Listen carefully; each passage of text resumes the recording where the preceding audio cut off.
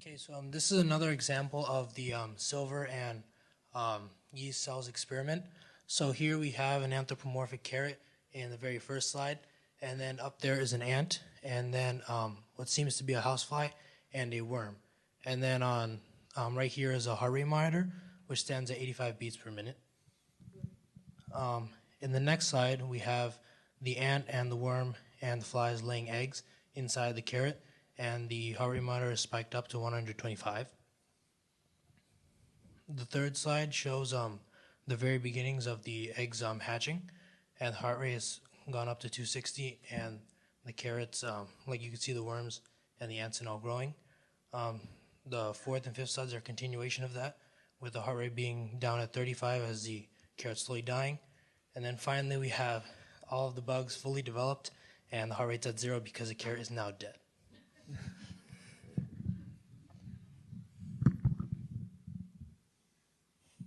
Okay, so I'm going to explain a little bit about this model. It basically conveys the mechanism in which the silver nanoparticles infiltrate and kind of sabotage the cellular membrane, indirectly causing apoptosis or just simply cell death. So if you look at the first panel right here of the personified carrot, what it is it basically symbolizes the E cell we use in our own lab.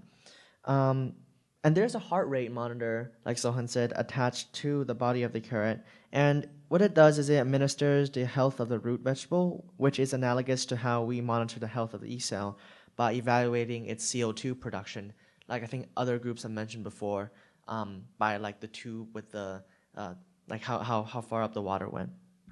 And there are 3 different organisms trying to penetrate the skin of the carrot, and they clearly represent the 3 different types of silver we use in our lab. So we think that the ant represents the ions, so the silver ions, and the fly represents the silver powder, and the worm represents the nanoparticles.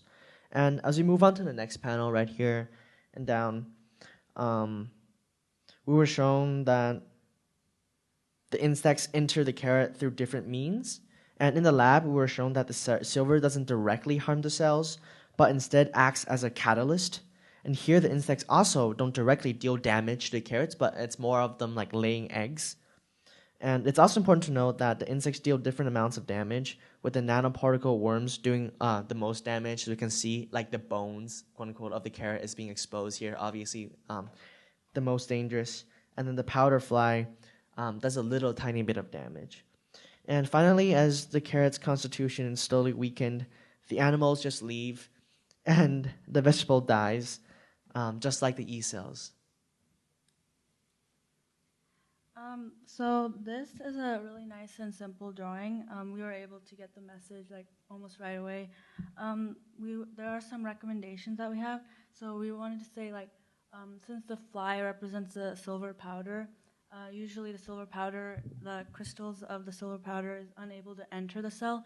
So we would recommend that they make it so that the fly in the top right corner of the carrot isn't even able to like have access to the carrot, but more does like a little bit of damage from like the outside.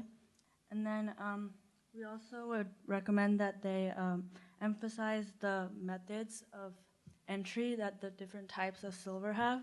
So like, for example, the nanoparticles, they disguise themselves as potassium ions, and they enter through through endocytosis. So we were saying like maybe they could show that a little bit more instead of just having the worms coming through the ground and stuff. There are a lot of things we liked about this drawing. We liked the simplistic and like cute art style.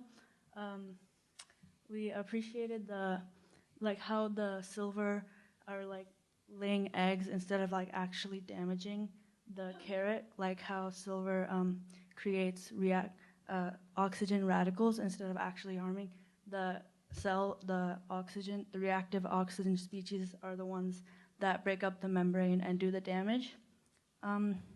We also liked the analogy. It worked very well for this topic, and yeah, overall we really liked the drawing. Thank you for listening. Okay, questions? We're waiting for that reception. I'm sure there's somebody here who's not going to get to go because they haven't asked any questions yet. You get to go, but we appreciate your question anyway.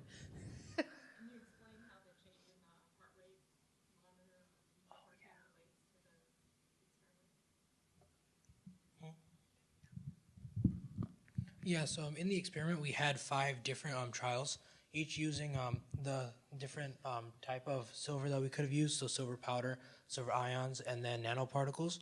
So there we measured the different amount of CO2 produced. So the yeast would constantly keep producing CO2 until eventually died. And the more CO2 produced, the harder it was for the silver to kill off the yeast, and the more the yeast survived. So this is kind of in the same way in the you can see the damage over time.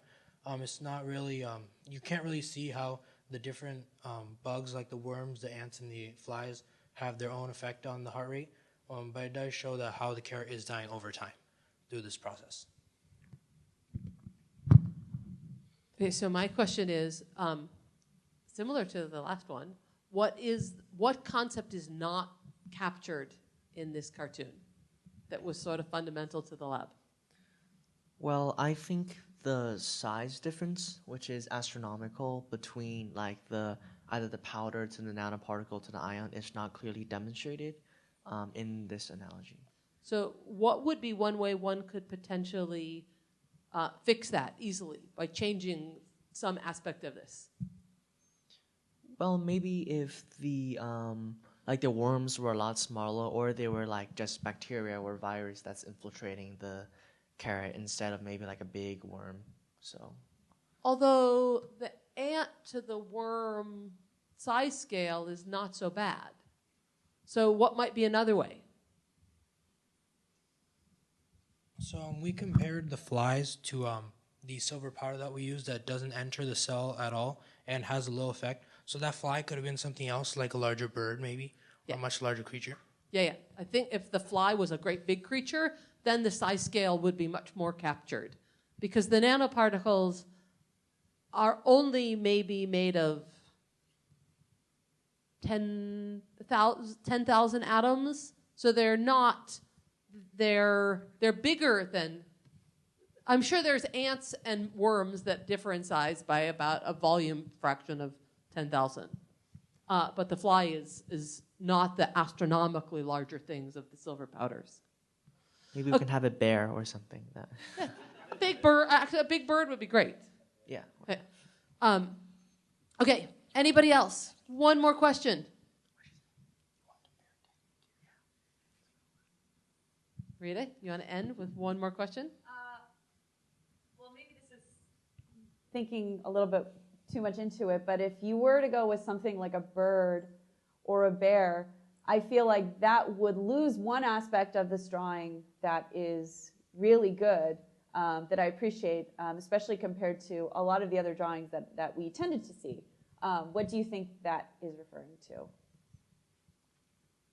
Would that be like the way that the different types of silver are actually doing damage?